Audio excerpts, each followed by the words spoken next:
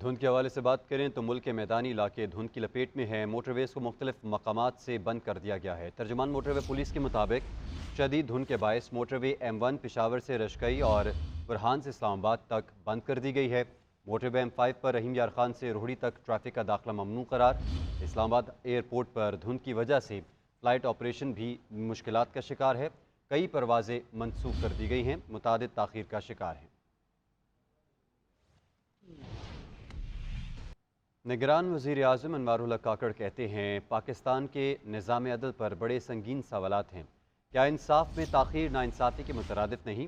سب کے لیے یکساں اصول کا اطلاق ضروری ہے۔ لاہور میں طلباء اور طالبات سے گفتگو کرتے ہوئے کہا کہ قاسم کے ابا وزیر اعظم ہوں تو حمید کی اماں کا مسئلہ نظر نہیں آتا۔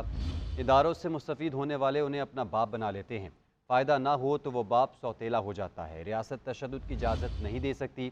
اسلام آباد میں مظاہرین کو قانون کے مطابق روکا گیا۔ پاکستان کے نظام عدل پر بڑے سنگین سوالات ہیں، کہا گیا نگران وزیر اعظم کی جانب سے۔ یہ جو پورا کا پورا نظام عدل ہے، اس پہ بڑے سنگین سوالات ہیں، اور جب تک اس نظام عدل کو ہم ایڈریس نہیں کریں گے، اس میں کسی کا ابا ہو یا کسی کی اماں ہو یا کسی کی باجی ہو یا وہ خود ہو، محفوظ رہنا مشکل ہے۔ یہی آپ کو پروٹیکٹ کرتا ہے نا یہ نظام۔ قاسم کے ابا کو گرفتار کروانا ہو تو ہماری عدالتیں رات کے 12 بجے بھی کھول دی جاتی ہیں، لیکن جب بھی کوئی زینب مرڈر کیس یا موٹر وے گینگ ریپ کیس یا اس طرح کا کوئی بھی کیس ہوتا ہے تو ہماری عدالتیں بند رہتی ہیں۔ دیکھو، آپ نے پوری بات جو کی ہے، اپنے سوال میں اپنا جواب بھی میرے خیال میں دے چکی ہیں۔ رہنما اصول ہوتے ہیں آپ کے، مسئلہ یہی ہے کہ قاسم کے ابا جب خود ہوتے ہیں نا تو ان کو حمید کی اماں بالکل نظر نہیں آ رہی ہوتی، وہ ناؤنس کے جھگڑے میں پھنس جاتے ہیں۔ جب تک میں ہوں آج تو مجھے سب کچھ درست نظر آ رہا ہے، جب کل آپ اس جگہ پہ ہوں گی تو وہ مجھے درست نظر نہیں آ رہا۔ ایک تو اس رویے سے تبدیل کی ضرورت ہے، اور سیٹلڈ ہونا ہوگا اصولوں پہ، پرنسپلز۔ اور اب کچھ بات کریں گے عدالتی معاملات کو لے کر تو آرٹیکل 62(1)(f) کے تحت تاحیات نااہلی سے متعلق کیس کی سماعت جسٹس منصور علی شاہ نے ریمارکس دیے۔ ایک بار سزا مل جائے تو بات ختم کیوں نہیں ہو جاتی؟ یہ کیسے ہو سکتا ہے کہ کوئی شخص سزا کے بعد کبھی بھی انتخابات نہ لڑ سکے؟ آئین میں ہر سزا کی مدت ہے تو تاحیات نااہلی کیسے ہو گئی؟ چیف جسٹس قاضی فائز عیسیٰ نے ریمارکس دیے، کیا آئین شکنی کرنے والا اچھا کردار کا ہو سکتا ہے؟ کیا ضیاء الحق کو سب معاف ہے؟ اسلامی معیار کے مطابق تو کوئی بھی اعلیٰ کردار کا مالک نہیں ٹھہرایا جا سکتا۔ موجودہ زمانے میں قائد اعظم بھی ہوتے تو نااہل ہو جاتے۔ چیف جسٹس قاضی فائز عیسیٰ کی سربراہی میں سپریم کورٹ کے 7 رکنی لارجر بینچ نے تاحیات نااہلی کیس کی سماعت کی۔ چیف جسٹس نے اٹارنی جنرل کو مخاطب کرتے ہوئے کہا کہ الیکشن ایکٹ چلنا چاہیے یا سپریم کورٹ کے فیصلے۔ اس پر اٹارنی جنرل نے کہا کہ عدالت سے درخواست ہے کہ تاحیات نااہلی کے فیصلے کا دوبارہ جائزہ لے، جبکہ الیکشن ایکٹ کی تائید کروں گا کیونکہ یہ وفاقہ بنایا گیا قانون ہے۔ اٹارنی جنرل نے کہا کہ آرٹیکل 62(1)(f) کے تحت تاحیات نااہلی کی تشریح کے فیصلے کا دوبارہ جائزہ لیا جائے۔ میر بادشاہ کیسرانی کے خلاف درخواست گزار کے وکیل ثاقب جیلانی نے بھی تاحیات نااہلی کی مخالفت کرتے ہوئے کہا کہ میں نے 2018 میں درخواست دائر کی جب 62(1)(f) کے تحت تاحیات نااہلی کا فیصلہ آیا۔ اب الیکشن ایکٹ میں سیکشن 232 شامل ہو چکا ہے۔ الیکشن ایکٹ میں سیکشن 232 آنے پر تاحیات نااہلی کی حد تک اس طرح کی پیروی نہیں کر رہا۔ چیف جسٹس نے سوال کیا کہ الیکشن ایکٹ کی ترمیم کو کسی نے چیلنج کیا؟ تمام ایڈوکیٹ جنرل اٹارنی جنرل کے موقف کی تائید کرتے ہیں یا مخالفت؟ چیف جسٹس کے پوچھنے پر تمام ایڈوکیٹ جنرلز نے الیکشن ایکٹ میں ترمیم کی اٹارنی جنرل کے موقف کی تائید کی۔ چیف جسٹس نے سوال کیا کہ آرٹیکل 62 اور 63 میں فرق کیا ہے؟ اس پر اٹارنی جنرل نے کہا کہ آرٹیکل 62 ممبران کی اہلیت جبکہ 63 نااہلی سے متعلق ہے۔ آرٹیکل 62 میں نااہلی کی مدت درج نہیں جبکہ یہ عدالت نے دی۔ اٹارنی جنرل نے کہا کہ جب تک عدالتی فیصلے موجود ہیں تاحیات نااہلی کی ڈکلیریشن اپنی جگہ قائم ہے۔ اس پر جسٹس قاضی فائز عیسیٰ نے کہا کہ الیکشن ایکٹ بھی تو لاگو ہو چکا۔ تاحیات نااہل شخص کا راستہ روکیں گے۔ فری اینڈ فیئر الیکشن میں تمام سیاسی جماعتوں کی شمولیت ضروری ہے۔ ایک پارٹی کو الیکشن سے باہر کیا گیا تو جمہوریت ڈی ریل ہوگی۔ Chairman P T I barrister Gohar کہتے ہیں کہ تحریک انصاف کسی صورت الیکشن کا بائیکاٹ نہیں کرے گی۔ سینئر ٹیم نہ کھیلی تو انڈر 19 ٹیم میدان میں اتاریں گے۔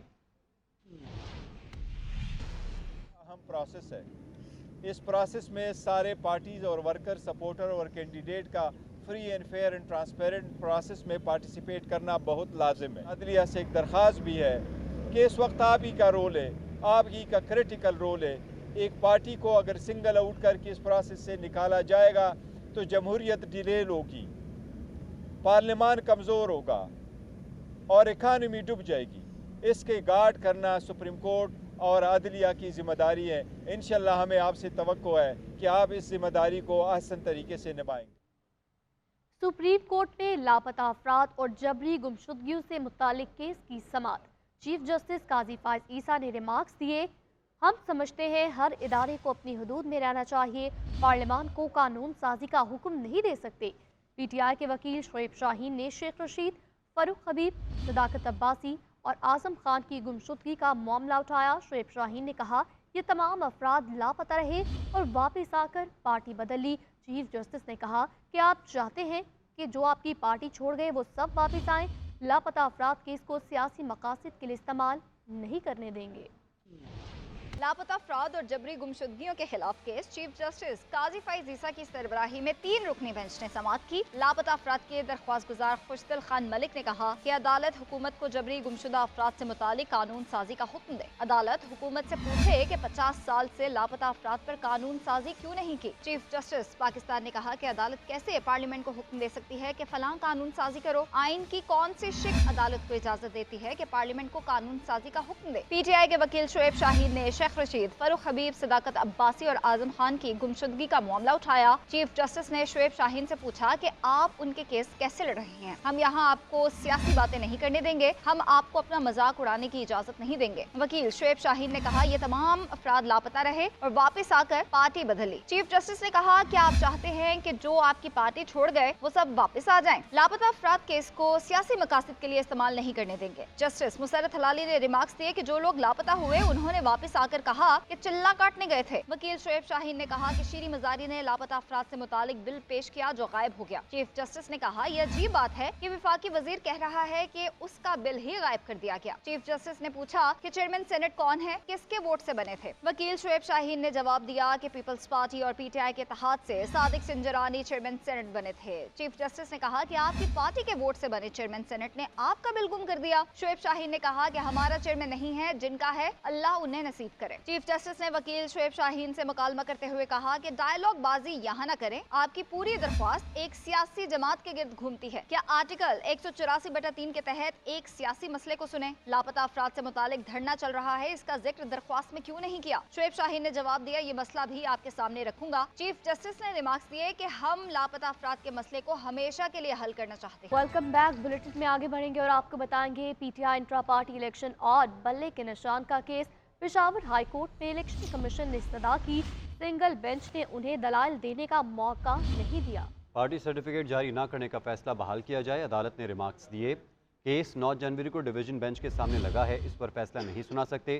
پی ٹی آئی وکیل نے کہا کہ اس کیس میں انہیں نوٹس نہیں کیا گیا، دلائل کا موقع دیا جائے۔ کیس کی سماعت آج پھر ہوگی۔ سپریم کورٹ نے پی کے 91 کے ریٹرننگ آفیسر سے متعلق پشاور ہائی کورٹ کا فیصلہ کالعدم قرار دے دیا۔ چیف جسٹس قاضی فائز عیسیٰ نے ریمارکس دیے کہ لگتا ہے کچھ ہتھ کنڈے استعمال ہو رہے ہیں تاکہ انتخابات نہ ہوں۔ سپریم کورٹ میں کوہاٹ کے صوبائی حلقہ پی کے 91 کے ریٹرننگ افسر کی معطلی کے خلاف الیکشن کمیشن کی اپیل پر سماعت ہوئی۔ الیکشن کمیشن کے وکیل نے دلائل دیتے ہوئے کہا کہ کوہاٹ کے ریٹرننگ افسر نے طبی وجوہات پر خود رخصت مانگی۔ پشاور ہائی کورٹ کے سنگل بینچ نے 27 دسمبر کو الیکشن کمیشن کو نوٹس کیے بغیر آر او کو معطل کر دیا۔ چیف جسٹس قاضی فائز عیسیٰ نے شکایت گزار سے سوال کیا کہ آپ اپنی مرضی کا ریٹرننگ افسر لگوانا چاہتے ہیں، لگتا ہے کچھ ہتھ کنڈے استعمال ہو رہے ہیں تاکہ انتخابات نہ ہوں۔ ایک ریٹرننگ افسر بیمار ہو، دوسرا لگا دیا گیا۔ پشاور ہائی کورٹ نے ٹھگ کر کے تقرری کینسل کر دی۔ آپ لوگ چاہ رہے ہیں الیکشن رک جائیں، پٹیشن فائل کرنے پر آپ کو جرمانہ کیوں نہ کر دیں۔ چیف جسٹس نے ریمارکس دیے کہ پشاور ہائی کورٹ کے جج نے نوٹس جاری کرنا بھی مناسب نہ سمجھا۔ یہ ہائی کورٹ سے کس قسم کے آرڈرز جاری ہو رہے ہیں؟ ریٹرننگ افسر کوئی بھی ہو، کیا فرق پڑے گا؟ بلا وجہ کی درخواستیں کیوں دائر کی جا رہی ہیں؟ عدالت نے کہا کہ الیکشن کمیشن نے غیر قانونی یا غیر آئینی اقدام نہیں کیا۔ الیکشن کمیشن فوری طور پر اسکروٹنی کا عمل شروع کرے۔ سپریم کورٹ نے پشاور ہائی کورٹ کے فیصلے کے خلاف الیکشن کمیشن کی اپیل منظور کر لی۔ کاغذات نامزدگی مسترد ہونے کے خلاف اپیلیں دائر کرنے کا سلسلہ دوسرے روز بھی جاری رہا۔ آج اپیل جمع کروانے کا آخری روز ہوگا۔ سابق وفاقی وزیر شیخ رشید، بشارت راجہ، تیمور سلیم جھگڑا سمیت متعدد امیدواروں نے ٹریبیونل میں درخواست دائر کی۔ شعیب شاہین کے کاغذات نامزدگی مسترد کیے جانے کے خلاف اپیلوں پر نوٹس جاری کیے گئے۔ مزید تفصیلات دیکھیں گے رپورٹ میں۔ शहबाज शरीफ के कागजात नामजदगी की मंजूरी चैलेंज, बिलावल भुट्टो के खिलाफ एतराज़ात मुस्तरद। हल्का NA 132 से शहबाज शरीफ के कागजात नामजदगी की मंजूरी को चैलेंज किया गया। अपील शाहिद और अक्सई ने दायर की, जिसमें इस्तदा की गई कि शहबाज शरीफ सुप्रीम कोर्ट पर हमले के मास्टरमाइंड थे। कानून के मुताबिक उन्हें इलेक्शन लड़ने की इजाजत नहीं दी जा सकती। आरओ ने लाहौर के हल्का NA 127 से बिलावल भुट्टो के कागजात नामजदगी पर दायर एतराज़ात को मुस्तरद कर दिया। PTI के रहनुमा एडवोकेट शोएब शाहीन के कागजाती नामजदगी मुस्तरद किए जाने के खिलाफ अपीलों पर नोटिस जारी कर दिए गए। एपीलेट ट्रिब्यूनल मुल्तान बेंच में जरताज गुल, अब्दुल मजीद नियाजी, अंबर मजीद और इनायतुल्लाह ने अपीलें दायर। सरबराह अवामी मुस्लिम लीग शेख रशीद और राजा बशारत ने इलेक्शन ट्रिब्यूनल रावलपिंडी में दरख्वास्तें जमा करा दी। साबिक सूबाई वजीर तैमूर सलीम झगड़ा ने ट्रिब्यूनल से रुजू कर लिया। कराची में GDA के जुल्फकार मिर्जा और फहमीदा मिर्जा ने अपीलें दायर की। क्वेटा इलेक्शन ट्रिब्यूनल ने दोनों उम्मीदवारों को इलेक्शन लड़ने की इजाजत दे दी। फिलडाट ने पाकिस्तान की जमहूरियत और मसाइल पर 2023 की जायज़ा रिपोर्ट जारी कर दी। रिपोर्ट के मुताबिक पाकिस्तान में जमहूरियत कमज़ोर और कंट्रोल में है। आम इंतख़ाबात 2024 इतने ही शफाफ होंगे जितने 2018 में हुए थे। रिपोर्ट के मुताबिक 2023 के आखिर में जमहूरियत शदीद भंवर में फंस गई थी। इलेक्शन का ऐलान, जमहूरियत में बेहतरी की उम्मीद है। इंतख़ाबात में ताख़ीर का मतलब निगरान हुकूमतों के क़याम को तबालत देना है। इलेक्शन शेड्यूल जारी करवाना चीफ जस्टिस काजी फाइज़ा की कामयाबी है। अमीर जमात इस्लामी सिराजुल हक ने कहा कि मुल्क की तबाही की जिम्मेदार वही पार्टियां हैं जिन्होंने बार बार हुकूमत की। मुल्क में हर साल 5,000 अरब रुपए से ज़ायद की करप्शन की जाती है। गरीब आवाम का कोई पुरसान हाल नहीं। का तोहफा दिया, बेरोजगारी का तोहफा दिया, खौफ का तोहफा दिया, बेयकीनी का तोहफा दिया, और आज ये हमारी हालत है कि 5 दरिया पाकिस्तान में बहते हैं और फिर भी यहाँ के बासियों को साफ पानी नहीं मिल रहा। हम क्या चाहते हैं? हम यही चाहते हैं कि अमन मिले तुम्हारे बच्चों को और इंसाफ मिले, चांदी जैसा दूध मिले और पानी साफ मिले। पाकिस्तान पीपल्स पार्टी शहीद भुट्टो ने खैबर पख्तूनख्वा में PTI-P की हिमायत का ऐलान कर दिया। परवेज़ खटक कहते हैं, किसी के साथ सीट एडजस्टमेंट नहीं करूंगा, कोई ख़तरा नहीं है, इलेक्शन वक्त पर होगा, अगर किसी को ख़तरा है तो वो घर बैठे। मैंने इस सूबे में काम किया है, लोग मुझे मायूस नहीं करेंगे। कोई जाता है तो इससे फ़र्क नहीं पड़ता। मैं कोई बानी PTI नहीं हूँ कि अगर कोई आता है तो अच्छा और जाता है तो बुरा कर दूँ।